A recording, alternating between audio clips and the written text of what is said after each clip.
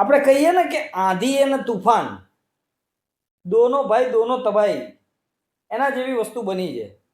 વસ્ત લેવલ 2 અને બચુની બેનપણી બંને ફિલ્મો એક સાથે આવી રહી છે. મતલબ કે 27 ઓગસ્ટ 2025 પહેલા જાહેરાત થઈ વસ્ત લેવલ 2 ની અને કાલે એક જાહેરાત થઈ બચુની બેનપણીની, જે સિદ્ધાર્થ રાંદેરિયાની ફિલ્મ છે. પ્લસ આ બંને ફિલ્મમાં પ્રોડક્શન હાઉસ તમે જુઓ, બિગ બોસ સિરીઝ અને કોકોનટ મોશન પિક્ચર, બંને પ્રોડક્શન હાઉસ એક લેવલ પર છે. હું મારા હિસાબે કહું ને, જ્યારનો હું ઇન્ડસ્ટ્રીને જાણું છું ત્યાંથી લઈને અત્યાર સુધી મને આ બંને પ્રોડક્શન હાઉસ એક લેવલ પર લાગ્યા છે કે એમાં કોઈ કોમ્પિટિશન જ નથી. બંને પોતપોતાનું કામ બખૂબી કરી રહ્યા છે. બંને ફિલ્મો એક સાથે આવશે તો દર્શકો કઈ બાજુ જશે? જોકે દર્શકો બંનેના અલગ અલગ છે, કેમ કે કોકોનટ વાળાની એક ફેમિલી ડ્રામા ફિલ્મ હોય છે, પ્લસ એ લોકોને એક મેસેજવાળી ફિલ્મ હોય છે. બીજી વસ્તુ કે આ લોકોની ફિલ્મ ઓટીટી પર નથી આવતી. પ્લસ બિગ બોસ વાળાની તમે ફિલ્મો જુઓ તો એ લોકો યુટ્યુબ પર પણ નાખી દે છે. પ્લસ એ લોકો નવા નવા ટ્રાય કરે છે અને કંઈક નવું આપવાનો પ્રયાસ દરેક ફિલ્મમાં હોય છે, જે આપણે જોઈ ચૂક્યા છીએ. હવે આ વસ્તુ જે બની છે ને ગુજરાતી ઇન્ડસ્ટ્રીમાં, કંઈ નવું નથી. ઘણી બધી વાર આ વસ્તુ થાય જ છે. પણ જ્યારે બે મોટી ફિલ્મો આવે છે ત્યારે કંઈક કહેવાનું મન થાય છે. વર્ષના શરૂઆતમાં આપણે જોયું કાશી રાઘવ અને વિક્ટર આવી, જે બંને મોટી ફિલ્મ હતી. ત્યાં પણ આપણને થયું કે આ ક્લેશ નહોતો થવો જોઈતો. મીઠા મહેમાન અને શસ્ત્રોનો પણ ક્લેશ થવાનો હતો. એ ક્લેશ ટળી ગયો. મેકર્સે કંઈક સમજદારી બતાવી, એના માટે ધન્યવાદ છે. પછી આ અત્યારે નવો ક્લેશ આવે છે. જોકે એના વચ્ચે ઘણી બધી ક્લેસીસ થઈ જ છે. એવું કંઈ નવું નથી કે આ આપણે ક્લેસીસ નથી થયા, થાય જ છે. કારણ કે 52 અઠવાડિયા હોય છે આખા વર્ષમાં, અને ફિલ્મો આપણી 100થી આસપાસ ફિલ્મો આવે છે. તો 100 ફિલ્મોને 52 અઠવાડિયામાં ક્યાંક ને ક્યાંક તો સેટ કરવી પડશે. પણ હું અહીંયા એક બીજી વસ્તુ કહેવા માંગુ છું કે દરેક વીકમાં ફિલ્મો નથી પણ આવતી. આ જૂન મહિનાની શરૂઆતમાં તમે વીક લઈ લો તો હાઉસફુલ બોલિવૂડમાંથી આવી છે, ગુજરાતીમાંથી કોઈ ફિલ્મ નથી આવી. હજુ પણ આ મહિનો આવે છે, ઘણી બધી ફિલ્મો આવે છે. જોઈશું 27 જૂને પણ ફિલ્મો છે, 2-3 ફિલ્મો કંઈક એક સાથે આવે છે. તો આ બધું શું કરવા કરો છો? ત્યાં 3 નાખો, વાંધો નથી, તમારે ત્યાં રિલીઝ કરવી છે. પણ આ વીક ખાલી છે ત્યાં રિલીઝ કેમ નથી કરતા? પ્લસ આપણે ઘણી બધી વખત આપણે જોઈએ છીએ જાન્યુઆરીથી લઈને અત્યાર સુધી કે અમુક વીક ખાલી ગયા છે જ્યાં કોઈ ફિલ્મો નથી આવી, અને આવે ત્યારે બંને મોટી ફિલ્મો આવે છે.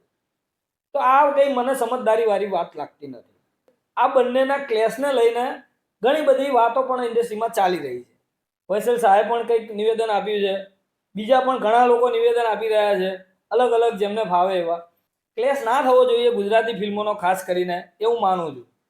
પણ આપણે એ પણ માનવું પડશે કે ક્લેશ સિવાય છૂટકો પણ નથી. કોઈ પણ મોટી બે મૂવી જ્યારે ક્લેશ થાય ને, ત્યારે હંમેશા ભોગવવું એક જ ફિલ્મને પડે છે.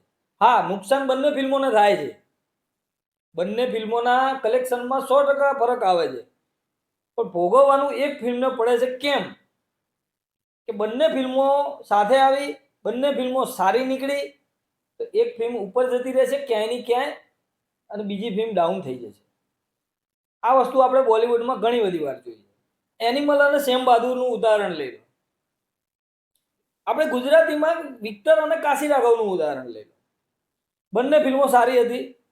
એક ફિલ્મ એકદમ ડાઉન થઈ ગઈ, બીજી ઉપર ગઈ. હા, એટલી બધી નથી ગઈ, પણ લોકોએ એને તરફ વધારે ધ્યાન આપ્યું. બંને ફિલ્મો સાથે આવે અને બંને ફિલ્મો સારી નીકળે ને, દર્શકો માટે બહુ મોટી દુવિધા ઊભી થાય કે કઈ ફિલ્મ તરફ જવું. ત્યારે દર્શકો કોઈ એક જ ફિલ્મ તરફ વળી જાય. આ સીધી વાત છે.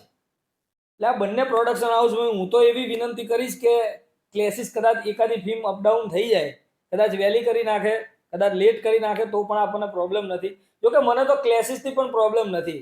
હમણાં એક જગ્યાએ મેં વાંચ્યું હતું, કોમેન્ટ હતી કે 4-5 ફિલ્મો આવે તો આપણે રિવ્યૂ કરવા મળશે. જોકે વાત ત્યાં ખોટી નથી. ઇન્ડસ્ટ્રી આખી લોકો ચલવે છે તો એમને આપણા કરતાં વધારે જ્ઞાન હશે. એવું તો નથી કે એમને ખબર નથી કે ક્લેસીસ થાય છે. આપણા કરતાં બધું જ એ લોકો વિચારીને બેઠા છે. તો પણ આ ડિસિઝન આવે છે તો પછી આપણે એને એન્જોય જ કરવાનું છે. કેમ કે આપણે શું કરી શકીએ?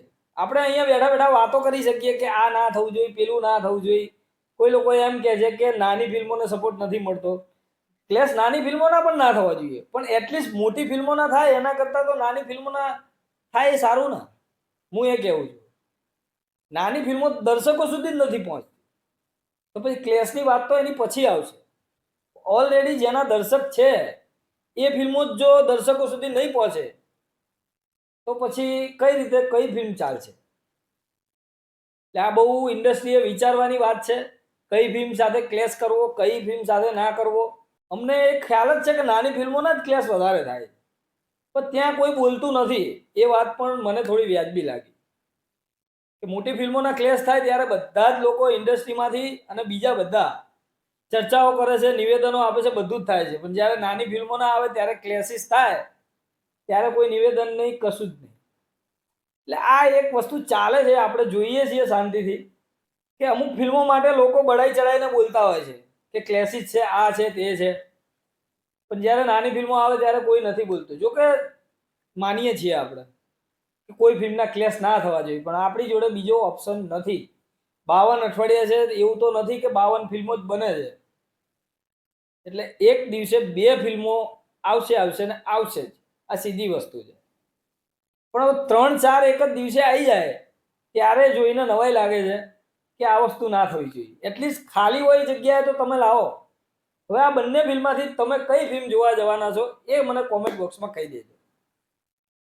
પ્લસ એક ફિલ્મ પોસ્ટપોન થવી જોઈએ કે નહીં એ પણ મને કોમેન્ટ કરજો કે કઈ ફિલ્મ પોસ્ટપોન થવી જોઈએ.